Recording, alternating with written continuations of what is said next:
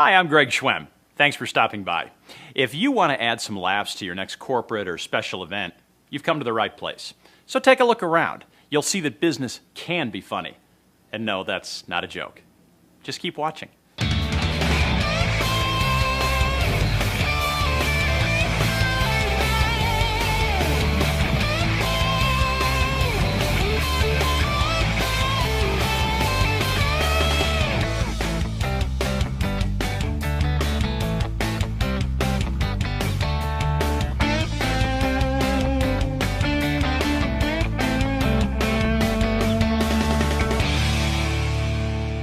I work for business people like you in business settings such as this, so I don't tell jokes per se. I initiate a project action plan by leveraging my core competencies, which enables me to tell best-in-class, well-positioned out-of-the-box jokes that forms a synergistic alliance, creates a paradigm shift, and at the end of the day enables me to humorously empower the entire enterprise. That is what I do. I'm a guy who makes people laugh about business, specifically your business. At a corporate event, I think people want to be motivated, inspired, and entertained. Humor provides all of that. I started out the year, I did a show for Microsoft, and it went so well that they gave me an Xbox 360, okay? Then I did a show for Apple, that went so well that they gave me one of their iTouches. Now, I'm not gonna jump to conclusions with this company, but I did tell my kids if Daddy does really well in Orlando, he could come home with a year's supply of Jasmine, Sumatra, and El Salvador coffees. Hopefully you all got a chance to network. That's what you've been doing. That's the big buzzword at these conventions now. Everything's networking. It's always the networking luncheon followed by the networking reception and the networking dinner. I mean, do we have to network all the time, people? I mean, at a 3-day conference like this, don't you think we should have at least one don't bother me breakfast? You know, I mean, I think today'd be a good day for that. I've got over 1,000 corporate shows under my belt. And I've always known that you can make people laugh without profanity, offensive material, or making anyone feel uncomfortable. Any profession in any industry can be funny. I mean, I'm not a diabetic, okay, but I'm watching this commercial for this drug that helps you manage your diabetes.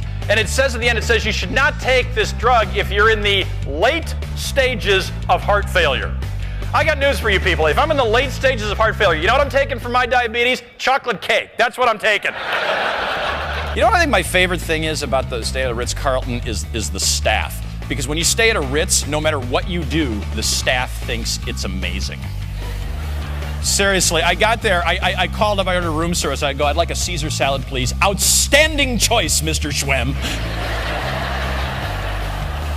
Yeah, I kind of thought so too. How about this one? Ordinary life policy. How big of a loser do you have to be? That your insurance agent calls you up and says, Mr. Schwem, hey, I've been going over your file and it doesn't look like you've done anything too exciting in your life. People always say, Greg, where do you get your material?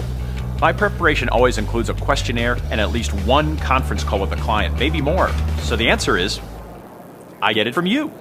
Dale Trow is nice enough to give me this book here. I don't know if you've seen this. This is the Public Storage Story Behind the Orange Door. It's a great book. Now, this book costs $25, but if you don't want to spend that much, I can tell you there's going to be a really cheap copy on eBay in about 45 minutes. But can I give you a tip?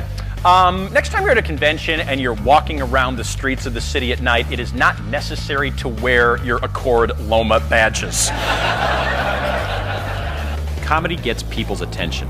I look out at my audience and I just know they're listening to me. Aren't they? During the presentation, I promised not to answer any emails promoting replica watches, free iPods, finding old classmates, or tweet, who hired this guy? All in favor, aye? You want a humorous keynote? I can do that. You want a master of ceremonies? I can do that. You want a roving reporter? My background's in television journalism. I love doing that. Let everybody know who you are. Glenn English. Glenn English, the CEO. That's correct. CEO, the guy who pays my salary, right? That's right. Yes, you're. So be careful what you say. I was going to say, you're a very attractive man, sir. Very distinguished and successful and all of the good things. Okay. Which is higher, your IQ or cable IQ? My IQ. How high is cable IQs? I have no idea. How high are you right now? Don't get me wrong, I'm not just going to make jokes about work. Like most of my audience, I'm a family guy with kids. That's a never-ending source of material. I'm waiting for my daughter last Sunday night later. She said, "Time I go, you're late." She goes, "I am not." I said, "Yeah, right." She goes, "Dad, I texted you. BBD 10, feedback by 10. I go, "I got that." Then put my text, HYDH2H22. Have your stuff home 2 hours before that.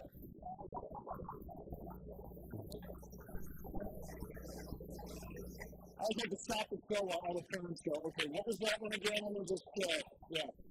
I know it sounds biased, but I firmly believe comedy works anywhere. Who goes to a corporate event and says, "Gosh, I really hope we don't laugh today"? If that ever happens, I'm in the wrong business.